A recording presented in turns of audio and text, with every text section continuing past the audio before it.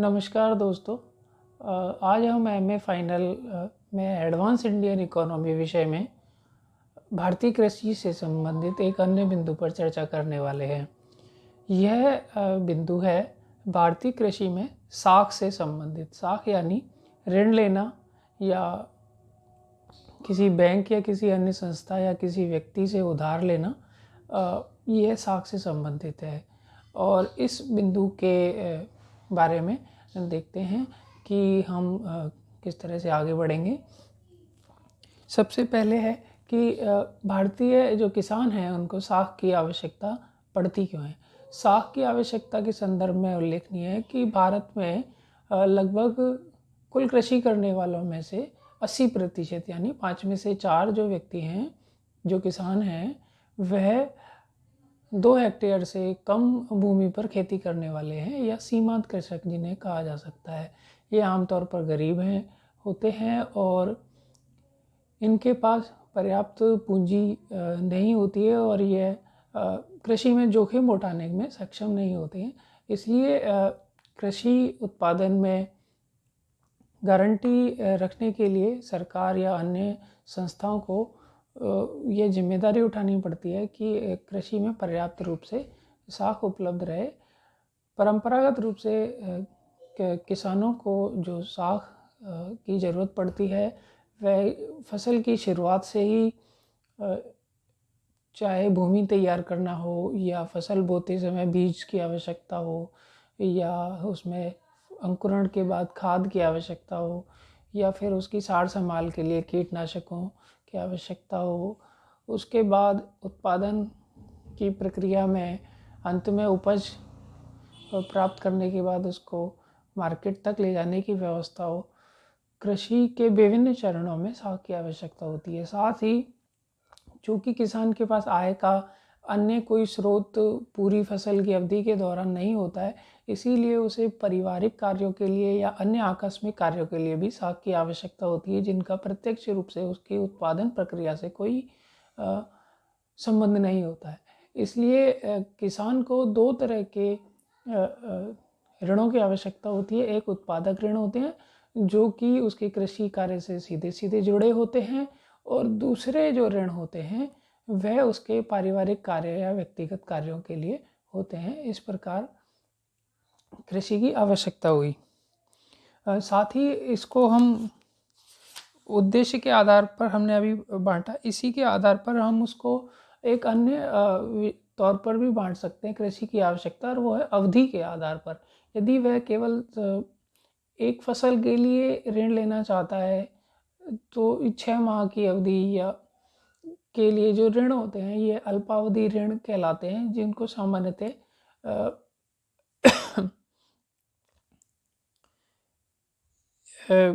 फसल अवधि के दौरान लिया जा सकता है। अल्पकालीन ऋण 15 महीने से कम अवधि के होते हैं और एक फसल या 2 फसलों के तौर पर लिए जा सकते हैं। इसके बाद मध्य अवधि के ऋण जो होते हैं वह 5 वर्ष की अवधि के लिए होते हैं, जो भूमि की प्रक्रिया को आगे बढ़ाने के संबंध में होते हैं या भूमि में सुधार के लिए संबंधित होते हैं। और दीर्घकालिक ऋण जो होते हैं वह 5 वर्ष की अवधि से ज़्यादा अवधि में चुकाने के लिए होते हैं। अब हम देखें कृषि वित्त के स्रोत, यानी कि किसान को जो ऋण प्राप्त होता है उसके स्रोत कौन कौन से हैं। पहले जो स्रोत हैं वो गैर संस्थागत स्रोत को हम मान सकते हैं। गैर संस्थागत जो स्रोत हैं वह पारिवारिक रिश्तेदार हो सकते हैं, महाजन हो सकते हैं, और जो आड़तिए या जो व्यापारी होते हैं जो किसानों की फसल प्राप्त करते हैं, क्रय करते हैं, वह भी गैर संस्थागत ऋण का स्रोत हो सकते हैं। दूसरे जो स्रोत होते हैं वे संस्थागत स्रोत होते हैं, और संस्थागत स्रोत जो हैं वह सहकारी समितियां, वाणिज्यिक बैंक या क्षेत्रीय बैंक होते हैं, जो कि एक बैंकिंग प्रक्रिया में निर्धारित मापदंडों का पालन करते हुए एक पूरी प्रक्रिया अपनाते हुए किसानों को ऋण देते हैं। आमतौर पर इन दोनों स्रोतों में अंतर किया जाए तो गैर संस्थागत या पारंपरिक जो ऋण स्रोत हैं वह तत्कालीन आवश्यकताओं के लिए हो सकते हैं। कागजी कार्यवाही कम होती है, किसानों की छोटी छोटी आवश्यकताओं के लिए तत्काल मिल जाते हैं। उनका स्रोत पारिवारिक मित्र, महाजन या व्यापारी होते हैं। वह उद्देश्य के आधार पर या अन्य प्रक्रियाओं के पालन नहीं करते हुए भी ऋण दे देते हैं। ये किसानों को सहज सुलभ होते हैं, परंतु इनमें दोष यह रहता है कि इनमें ब्याज की दर बहुत ज़्यादा होती है और ऋण चुकारा करने के लिए कई तरह के सामाजिक जो हैं दुष्परिणामों का सामना किसानों को करना पड़ता है। जबकि जो संस्थागत स्रोत हैं वह एक निश्चित नियम और प्रक्रिया से बंधे होते हैं, इसलिए किसान को पर्याप्त मात्रा में ऋण मिल जाता है और वह किसी प्रकार की हानिकारक दुष्परिणामों या भावनाओं से बचा रहता है। अब हम आगे देखते हैं कि सहकारी जो साख संगठन हैं वह या क्षेत्रीय संगठन हैं वह किस प्रकार से विस्तारित हुए हैं। सन 1900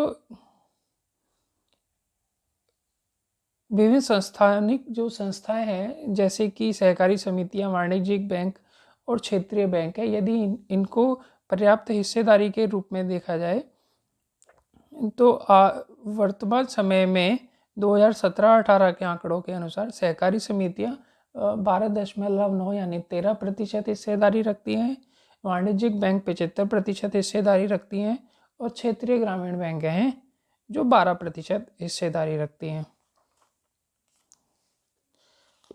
सहकारी समितियों व अन्य राज्य सरकारों का पूर्ण वित्तीय एवं प्रशासनिक नियंत्रण होता है, जिससे सहकारी समितियों के प्रत्येक क्षेत्र में सरकारी हस्तक्षेप बढ़ता जा रहा है, जिससे कि किसानों में राजनीतिक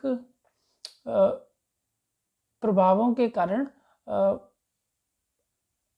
हस्तक्षेप की या भाई भतीजा भाव की संभावनाएं भी बढ़ जाती हैं एवं सरकारी हस्तक्षेप के कारण लाल फीताशाही का विकास भी होने की संभावना रहती है। एवं विभिन्न सहकारी समितियों में राजनीतिक प्रभाव के कारण भी बोर्ड बनने या अन्य प्रक्रियाएं होने के कारण भी साख व्यवस्था पर विपरीत प्रभाव होने की संभावना रहती है। व्यापारिक बैंक और ग्रामीण साख के संदर्भ में देखा जाए तो वाणिज्यिक बैंकों के शाखा विस्तार के हाल के वर्षों में भारत में कृषि विकास व आधुनिकीकरण में सहायता मिली है। इसके कारण बहुत से ग्रामीण क्षेत्रों में महाजनों के चंगुल से किसानों को पर्याप्त मात्रा में लाभ हुआ है। वर्तमान संदर्भ में देखा जाए तो एटीएम के विकास करने के कारण या सहकारी किसान क्रेडिट कार्ड व्यवस्था होने के कारण या अन्य आधुनिक प्रवृत्तियों के कारण या बैंकों में कंप्यूटरीकरण के कारण किसानों को पर्याप्त मात्रा में साख सुविधा आसान शर्तों पर प्राप्त हुई है। इस प्रकार हम देखते हैं कि कृषि के विकास में साख मात्रा या साख की सहज सुलभता के कारण पर्याप्त पूंजी मिलने से सहकारी व अन्य क्षेत्रों की भागीदारी से किसानों को पर्याप्त मात्रा में उत्पादन करने में सहायता मिली है। कृषि से संबंधित अन्य विषयों पर हम आगे चर्चा करते रहेंगे। आशा है आपको मेरा यह वीडियो पसंद आया हो।